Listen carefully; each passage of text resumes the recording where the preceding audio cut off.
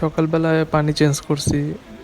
এই কন্টেনারে আমার এই মলি ফিশগুলোকে রাখছিলাম যাতে আসলে রাত্রে এসে ওদের জন্য নতুন ট্যাঙ্ক, বড় ট্যাঙ্ক সেট আপ করছিলাম, এখানে রিলিজ করব। কিন্তু এখন এসে এই যে দেখেন, প্রত্যেকটা মাছ মরে ভেসে উঠছে। বুঝতেছি না কেন এমন হইলো। আসলে একটা ফিশ কিপারের জন্য এর থেকে আসলে খারাপ সিচুয়েশন আর কিছু হইতে পারে না। এমনটা না যে আমার এই পানিতে আপনার অ্যামোনিয়ার পরিমাণ বেশি ছিল বা হচ্ছে আপনার আয়রন ছিল, কারণ 2-3 দিন আমি এই পানি আসলে স্টক করে রাখছিলাম, ফ্রেশ পানি ছিল। সব কিছু ভালো থাকা সত্ত্বেও কেন জানি আমার প্রত্যেকটা বেলুন মলি আসলে মারা গেছে ভাবে।